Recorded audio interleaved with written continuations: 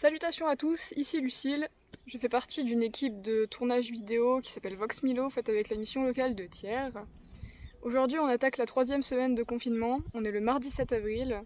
Et à cette occasion, je vais vous amener dans mon quotidien pendant une semaine, vous présenter les activités que je fais au cours de la journée pour m'occuper et passer le temps, qui est aussi mon programme quotidien puisque le confinement ne change pas grand-chose à ma situation. J'ai la chance d'avoir un jardin, comme vous pouvez le voir. On profite du soleil un peu avec ma famille quand ils viennent me voir. J'habite seule dans cette maison, donc confinement jusqu'au bout.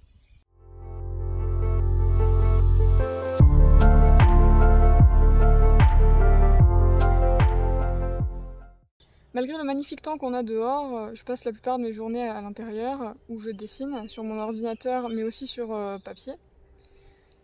J'ai créé un univers où l'homme a disparu et d'autres espèces animales ont pris le train de l'évolution. C'est aussi une critique de la société actuelle, cette BD que je suis en train de travailler. Mais bon, ça avance petit à petit. À côté de ça, j'écris des chansons. J'essaie d'avoir une activité physique régulière en dansant avec mes sœurs, on fait des cours de danse. Et je travaille sur mon activité professionnelle individuelle qui consiste à créer des petites broches en métal qui s'appellent des pins.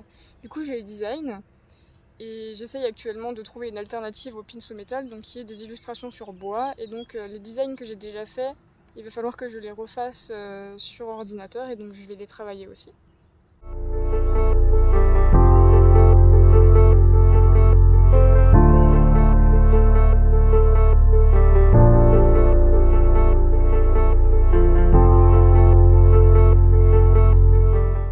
De retour en intérieur, aujourd'hui mon programme du jour c'est de terminer, d'essayer d'avancer du moins une fiche personnage que j'ai créée, donc un des personnages principaux de l'histoire, que j'ai dessiné sur papier, qui est juste là, qui est ce personnage du coup.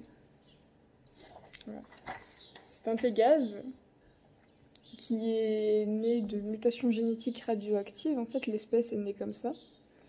Et avec ma base papier, je le refais sur mon ordinateur avec des couleurs. Du coup, c'est plus pratique pour moi de faire des couleurs en digital et de refaire des traits corrects. Et je vais en faire une grande référence avec plusieurs particularités, la découpe des ailes, la forme, les couleurs, les marquages. Et répéter cette action pour chaque personnage de mon histoire. La base de cette histoire est une guerre nucléaire qui a irradié la planète entière. Avant cette guerre, plusieurs espèces animales ont senti qu'un bouleversement allait se passer, donc elles ont migré vers de nouveaux espaces de vie, principalement en hauteur, donc les montagnes, mais aussi les endroits déserts, les forêts restantes sur la planète et les mers et les océans pour rejoindre les fonds marins. La Terre restera irradiée pendant 25 000 ans, au cours desquels les espèces qui ont réussi à survivre aux radiations ont naturellement muté pour mieux s'acclimater à leur environnement. L'évolution de Darwin. Après ces 25 000 ans de radiation, la Terre redevient un peu plus viable, mais le nucléaire a causé des effets secondaires, dont une pellicule réfractant l'ADN. Cette réfraction a engendré une seconde mutation génétique qui durera aussi 25 000 ans, temps où les espèces vont échanger sans le savoir des parties de leur code génétique. Après 50 000 ans de nucléaire, la planète sera finalement guérie. Les espèces commencent de plus en plus à cohabiter, et comme la Terre est peu peuplée et les ADN sont devenus flexibles avec la réfraction, la nature s'est adaptée et les croisements interespèces vont se faire.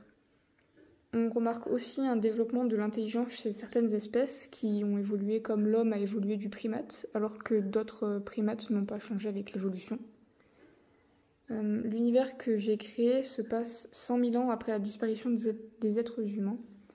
Une époque où les nouvelles espèces ont une intelligence égale ou supérieure à celle de l'homme et savent mieux préserver leur planète que nous le faisons.